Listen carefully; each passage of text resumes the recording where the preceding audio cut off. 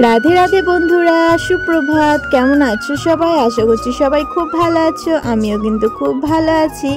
সকাল সকাল আজকে গপুকে উঠিয়েই স্নান করিয়ে দিচ্ছি, কারণ আজকে হচ্ছে নববর্ষ, বাংলা বছরের প্রথম দিন, পয়লা বৈশাখ। পয়লা বৈশাখে বাচ্চাগুলোকে একটু নতুন জামা পরাবো, তার সাথে নিজেরাও পরবো, তার জন্যই সকাল সকাল স্নানটা করা আর কি। আর এর সাথে আমাদের চেম্বারে হবে পুজো, সেই জন্য ব্রাহ্মণ আসবে। কাল থেকে কিন্তু সব রকম জোগাড়যন্ত্র করে রেখে দিয়েছি, আলপনা দেওয়া, তারপর ভালো করে সব কিছু পরিষ্কার করা, পুজোর জিনিসপত্র সব জোগাড় করে রাখা, সেগুলো সবই কিন্তু ওখানে করে দিয়েছি চেম্বারের মধ্যে। তো মা যে দুটো জামা দিয়েছিল, তার মধ্যে এই পার্পল কালারের জামাটা লাড্ডুকে মা পরাতে বললো, কারণ দুটোই ভালো লাগছে, তবে এই জামাটা একটু বেশিই ভালো লাগছে। তো লাড্ডুকে একে একে সমস্ত গয়নাগাটি পরিয়ে একদম সাজিয়ে নিই, নতুন নতুন মালা, কানের যা যা কিনেছি সবই আজকে পরাবো। তো এদিকে মা আজকে আমার ভিডিওটা বানিয়ে দিচ্ছে, আর আমি কি জামা পরেছি সেটা তো দেখতেই পেলে, কারণ এই জামাটা আমরা আগের দিন নিয়েছিলাম এই পয়লা বৈশাখ উপলক্ষে, এই কাপ্তান নাইটিটা। আর এর সাথে মাও কিন্তু স্নান টান করে একটা নতুন শাড়ি পরে নিয়েছে। আর ভাই এখন স্নান করছে, ভাইকেও যে গেঞ্জিটা দিয়েছি সেটা পরবে। আর ওদিকে শোভনও কিন্তু রেডি হয়ে গেছে, আর বাবানও কিন্তু রেডি হয়ে গেছে। দাঁড়াও দেখাচ্ছি, এই যে আমার লাড্ডু সোনা জামা পরে নিয়েছে, আর এই যে আমার বাবানও দেখো নতুন জামা পরে নিয়েছে। বাবান কিন্তু এত সকাল এখনও স্নান করেনি, ওর একটু সকাল সকাল স্নান করলে ঠান্ডা লেগে যায়, সেই জন্য ওকে পা হাত মুছিয়ে দিয়ে তারপরে ওই জামাটা পরিয়ে দিয়েছি।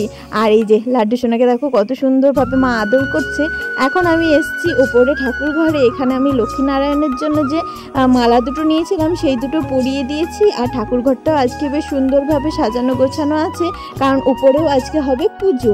তো যে ব্রাহ্মণ আমাদের নিচে পুজো করতে আসবে, তাকে দিয়েই বছরের প্রথম পুজোটা করিয়েই নেব ভাবছি। এইদিকে দেখো সমস্ত জোগাড়যন্ত্র করে ফল টল কেটে ঢেকে রাখা আছে সব কিছু। আর সকালবেলায় উঠেই কিন্তু আমি সমস্ত পুজোর জোগাড় করে নিয়েছি, ফল কাটা থেকে শুরু করে যা যা জিনিসপত্র লাগবে সব ঠাকুর ঘর থেকে একদম চেম্বারে নিয়ে চলে গেছে। ঠাকুর ঘরেও যা যা করার সেগুলো মামুনি অর্ধেক করে দিয়েছে, আর আমিও কিছুটা করে দিয়েছি। আর এদিকে দেখো মা জামা প্যান্ট এখন গোছাচ্ছে। ব্রাহ্মণ মশাই কিন্তু এখন চলে এসছে, আসবো বলেছিল আরও আগে, কিন্তু তখন আসেনি, তো একটু দেরি করে এলো। তো এর মাঝে আমি কিন্তু ঘুগনিটা বানিয়ে নিয়েছি আজকে জলখাবার হিসেবে। আর এদিকে দেখো ব্রাহ্মণ মশাই এখন চলে এসছে, ঠাকুরগুলোকে একটু সাজিয়ে দিচ্ছে, দিয়ে এবার বসাবে। তো আমাদের লক্ষ্মী গণেশের মূর্তিতে পুজো হবে। আর এই যে আলপনাটা দিয়েছি দেখো, যেমন পেরেছি আর কি দিয়েছি। আর এখানে ফুলের মালা টালাগুলো সব কালকেই নিয়ে চলে আসা হয়েছিল, আজকে সব সুতোগুলো বেঁধে বেঁধে রেখে দিয়েছি, যাতে তাড়াতাড়ি পুজোটা করতে সুবিধা হয়। কারণ আজকের দিনে বা বিশেষ কোনো পুজোর দিনে ব্রাহ্মণ মশাইতে অনেক তাড়া থাকে, তো কোনো রকম পুজোটা সারতে পারলে আর কি সবাই বাঁচে। সৌমেন চেম্বারে যে ল্যাপটপটা ইউজ করে, ওটা স্ক্রিনে দেখো ওখানেও কিন্তু গণপতি বাপ্পার ছবি আছে। আর এর সাথে সব কিছুই আজকে ভালোভাবে পুজো দিতে হবে, নতুন খাতা, পেন, তারপরে পয়সা, এগুলো দিয়ে। এই যে মামুনি মা দুজনে এখানে আছে, ভাইও আছে বাইরের দিকে। তো ওকে যখন পুজো পুরোপুরি শুরু হয়ে যাবে তখন ওকে ভেতরে আসতে বলবো। আর এই যে দূরে ঠাকুর রাখার জায়গাটা দেখছো, ওটা কিন্তু আমি ভালো করে নিজের হাতে সাজিয়েছি। প্রথমে রংটা অন্য ধরনের ছিল, তারপরে কাঠের রং দিয়ে সৌমেন ওটাকে কালার করেছে। আর তার একটু জুম করে দেখাই তোমাদেরকে, তাহলে তোমরা আরও ভালো করে বুঝতে পারবে। এই যে সাইডের যে ডিজাইনগুলো আছে না, ওটা আমি করেছি। হাত প্রচণ্ড কাঁপছিল, কারণ অতটা অভ্যাস নেই এখন, আর কোনো কিছুতে সাপোর্ট দিতে পারছিলাম না। তাও কেমন হয়েছে তোমরা কিন্তু জানিও, সবাই দেখে তো ভালোই লাগছে বলছে।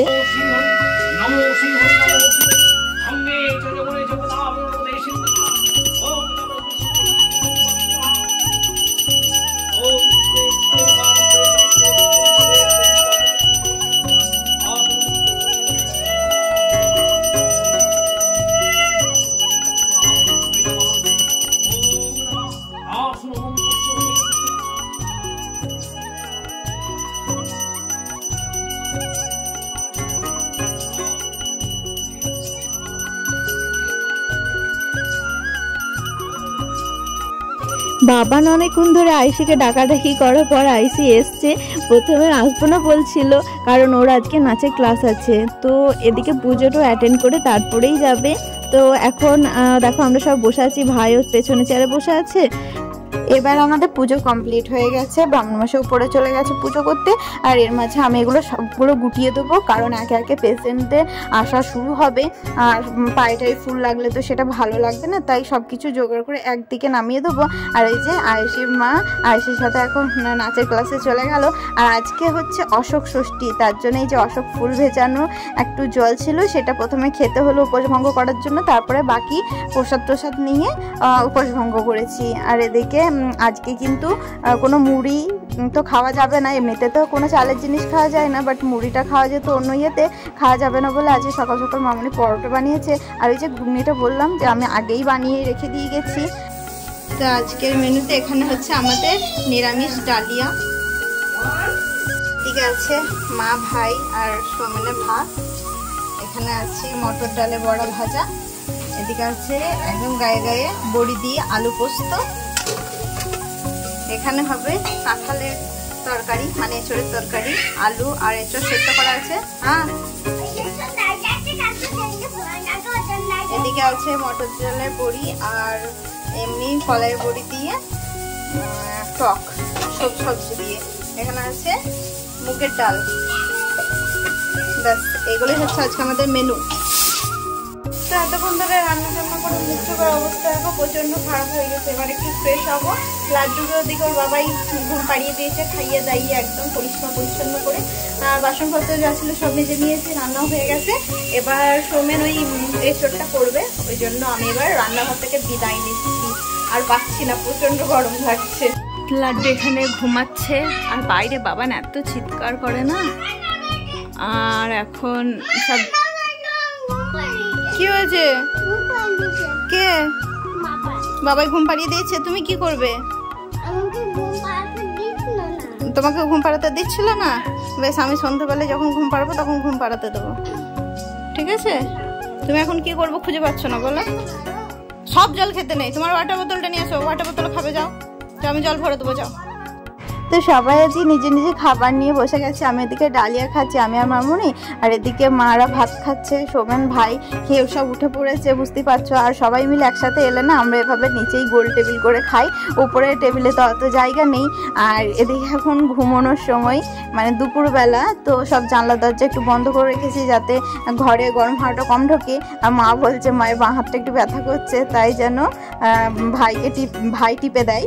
তো এদিকে বাবান কিন্তু ঘুমিয়ে গেছে অনেক কসরতের পরে। তারপরে এদিকে আমরা এখন বসে বসে গল্প টল্প করছি আর কি। ঘুম তো এখনো কারোর চোখে সেরকম ভাবে আসছে না, দেখি সব ঘুমাই কিনা। এখন বিকেলবেলা ঘুম থেকে উঠি এই লাড্ডুকে একটা লাড্ডু ভোগ দিয়েছি। লাড্ডুটার সাইজ কিন্তু অনেকটা বড়, তো এটা আমাদের ছোট লাড্ডুগুলোকে ভেঙে এরকম একটা বড় লাড্ডু বানানো হয়েছে, কারণ এটা হচ্ছে লাড্ডুর বাবাইয়ের ইচ্ছা যে লাড্ডুকে এই গোটা থালা ভর্তি করে যেন লাড্ডু দেওয়া হয়, কিন্তু আমি অত বড় পাকাতে পারলাম না, তাই যতটা পেরেছি আমি দিয়েছি লাড্ডু। এবার তুমি লাড্ডুটা খেয়ে নাও। বাবানও কিন্তু ঘুম থেকে উঠে পড়েছে, আর এদিকে বসে বসে এখন ওয়াটারমেলন খাচ্ছে, বিভিন্ন রকম ফল কিন্তু ওর খুবই প্রিয়। তো আজকের ব্লগটা আমি কিন্তু এখানেই শেষ করছি। যদি তোমাদের ভালো লেগে থাকে তাহলে অবশ্যই লাইক কমেন্ট শেয়ার করো, আর নতুন গিয়ে গেলে প্লিজ চ্যানেলটা সাবস্ক্রাইব করে দিও। আর এদিকে আমি কিছু ছবি অ্যাটাচ করে দিচ্ছি যেগুলো আমি আজকে পুজোর সময় তুলেছি বা পুজোর আগে তুলেছি। তো সবাই ভালো থেকো, সুস্থ থেকো, দেখা হচ্ছে নেক্সট ভিডিও নিয়ে।